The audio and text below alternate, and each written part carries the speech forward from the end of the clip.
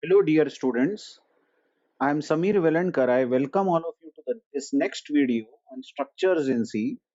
We are looking at a topic called self-referential structure in C.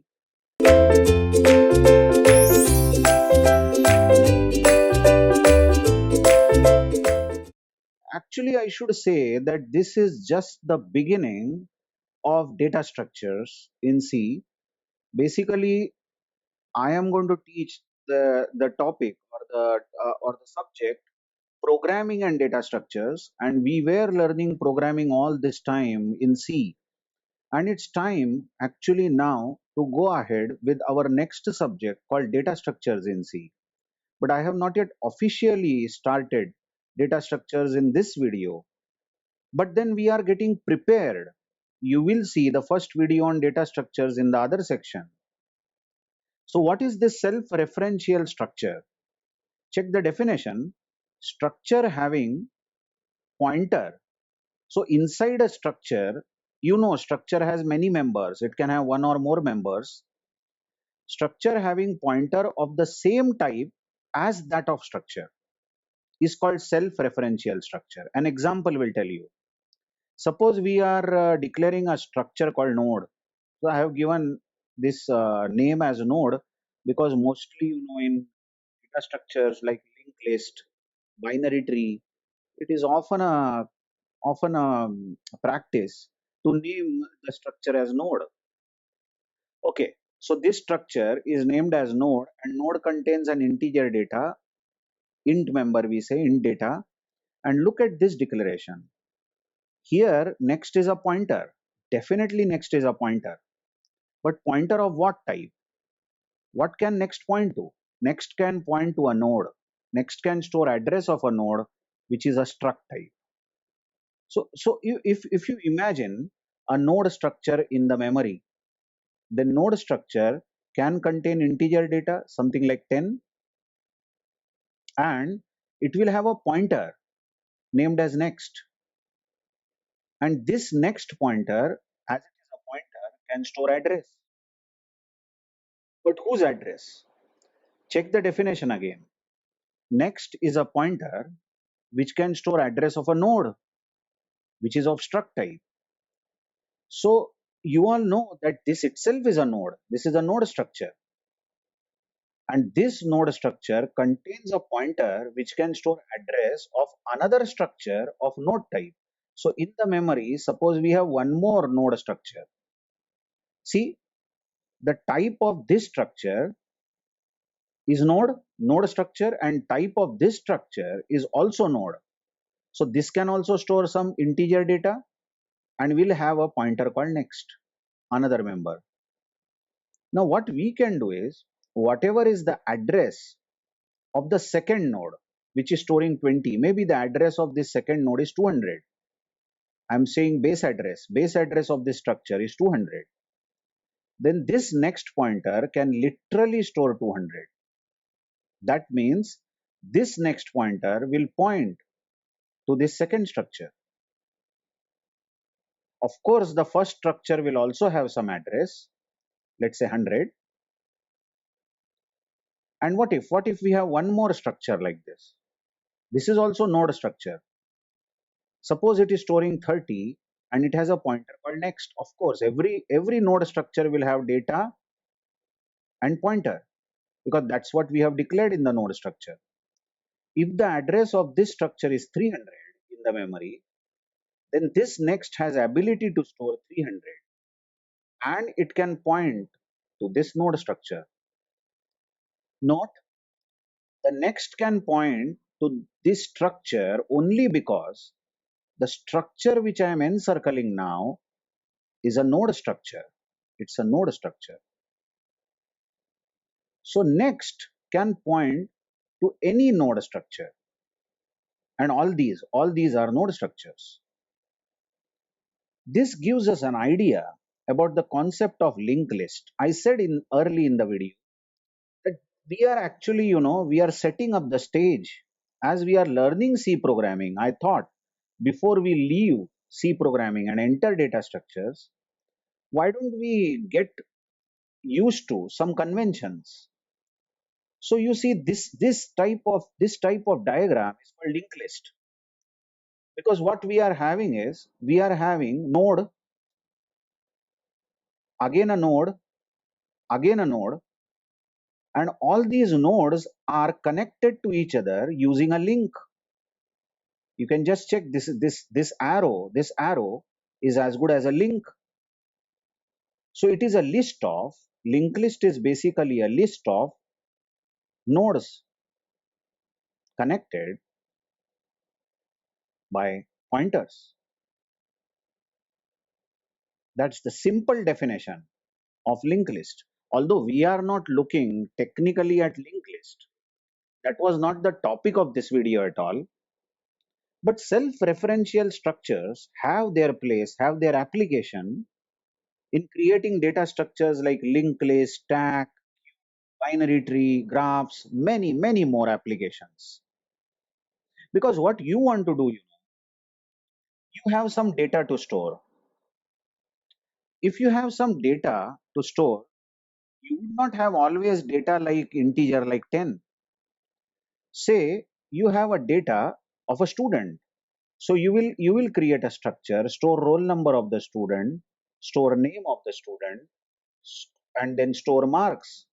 But you have another student in the same memory which has roll number, which has name, let's say some name ABC, ABC is the name, and some marks.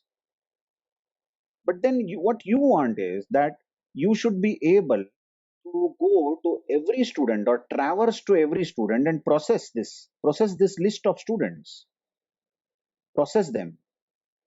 So what you will do is you will use some kind of pointer called next. Now this next pointer is a member of the structure itself, and this next pointer has ability to store address of any structure of the same type. So here also we will have next in the second node, which can store address of the next structure, which again can store the same type of data, roll number, name, and marks, and this may go on. Well, if this is the last student in the list, suppose, then this next, which is a pointer to the next node actually, cannot store anybody's address. In such case, we make this next equal to null. From the earlier videos, we know null means empty as far as pointers are concerned. If you make a pointer empty, then it means that the pointer doesn't point anywhere. Well, I show these null pointers by a ground symbol. Many other authors have many other conventions. But if you see in the diagram that some pointer like next has been grounded, it means that that pointer is storing a null value. And we say that the list starts here. This next will take us, the arrow pointing to the second node. The second node has next, which will take us to the third node, and third node has next, which is grounded. So it will take us nowhere. And on seeing this null, we can know that the list ends here. So what is self-referential structure? Let's go through the definition again. A structure having pointer of the same type as that of structure is called self-referential structure. And the example shows that a node structure has a pointer called next of node type. So that's what has been written here. Now I will go to a bigger code now.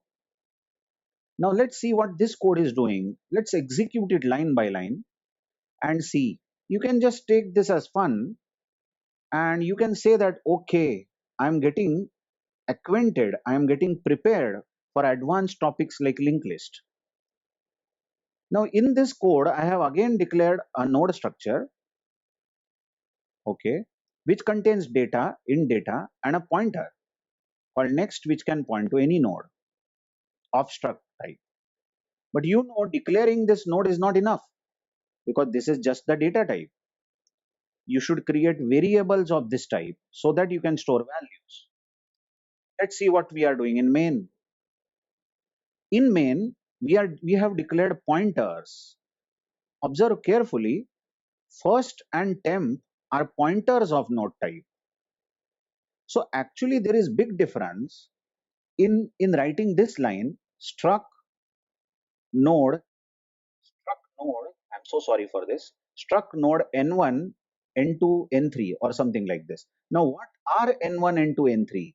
They are variables of exactly node type. So in the memory, n1 will be a block which is of node type, which is of node type. So it can store data and it will have pointer.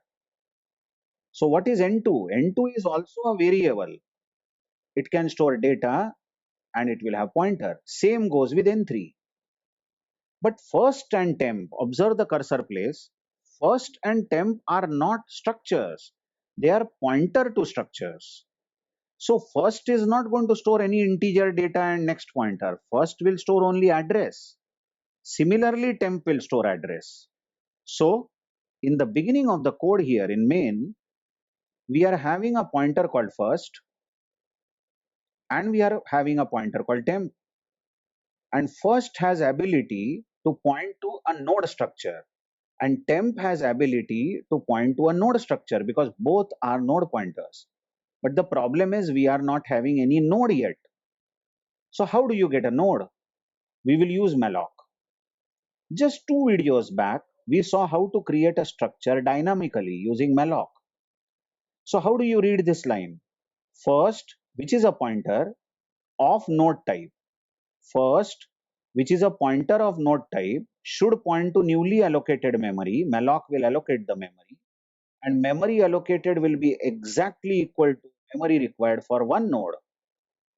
So memory required for one node will be allocated. By the way, if we assume that int data consumes 2 bytes and pointer next consumes 2 bytes, then exactly 4 bytes will be allocated by malloc because size of node will be 4. But let's not go into that details. Definitely data will be there and next will be there. And whatever is the base address of this, maybe 100, at which the new node was allocated, will be stored by first. As you see, as you see at this line, first stores the address of newly allocated node. So first will point to this node. And you also again see there is no name to this node. If there was a name like n1, we would have written n1 dot data or n1 dot next, but there isn't any name to this node. But then we can reach this data or reach the next by writing first arrow data or first arrow next. So that's what we have done in the next line. First arrow data is 10. So here we go. First arrow, this node's data is 10. So we have successfully stored an integer value in this data. Next line says first arrow next should be null. So here we go. First arrow next, this node's next should be null. Null means empty and I have a habit of showing null pointer as a ground symbol. So this next pointer is not pointing to any node or any place or any location in the memory. This next pointer is empty. Next line you observe, temp is another pointer, isn't it? And it also points to a new node because we are using malloc and allocating memory for new node. So absolutely a new node gets created or allocated, which again has data and pointer called next. But the allocation will be done at some address. Let's say address is 200. Then temp is going to store 200 and temp points to this node. Again observe there is no name to this node. But then we can access data or next by using temp arrow data, temp arrow next. That's what we have done in the next line. Temp arrow data is 20 we have said. So this data will become 20 and the next line is, as you are reading, temp arrow next is null. So this next, temp arrow next is null, it doesn't store anybody's address. Now comes the fun part. This next line, which I am encircling here, check, is the core crux of how you use that next pointer. We are saying first arrow next equal to temp. So first of all, you search in the diagram, where is first arrow next? Trace the cursor place. first, this is first, arrow, next, we are talking about this next, should become equal to temp. Now this is exactly pointer equal to pointer. We read this line as first arrow next should point to the same location where temp points. And observe that temp is pointing to 200. So first arrow next will literally become equal to temp. So this next will become 200. What that means is this next will no more be null. It will no more be null, but it will point to 200 because we have made first arrow next, this pointer next, equal to temp, isn't it? Here is temp, and temp is 200. So 200 has got literally copied in first arrow next. So next points this node. You're watching now, we have created a node and that node is connected to other node. We can say this first node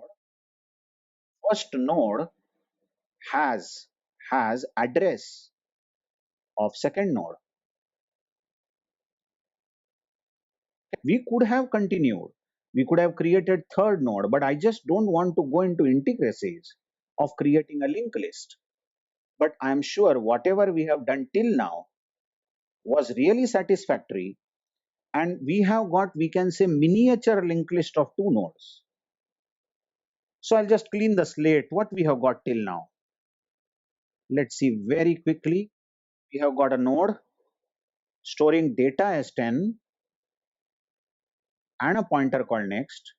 This next is storing 200 because this next is pointing to a node at 200 which has data equal to 20, and the next pointer over here has been purposely made null because there is nothing to follow this. There is a temp pointer which is storing 200 and it is pointing to the node at 200. There is a pointer called first which is storing 100, the address of the very first node, and it is pointing to the first node. Now let's print some outputs. The printf to which I am pointing here will print value stored in the first node in %d format. Check that it is printing first arrow data. So if you follow the mouse cursor, first arrow data is going to be 10. So first output will be 10. The second output is the value of the second node we are printing, which is temp arrow data. So temp arrow data, you observe this temp arrow data is 20. So the second output will be 20. But the last thing is very fun, a lot of fun here. We are printing value stored in the second node again. Have you printed it? First arrow next, arrow data. Just follow the mouse. First arrow next, this next, again arrow, data. That means we have reached the second node. By using this convention here, we have reached the second node. So the output of this node will be 20. All right then. So this is how we are using self-referential structure. I hope you have understood the definition. Lots and lots of applications of self-referential structures in data structures. Thank you very much.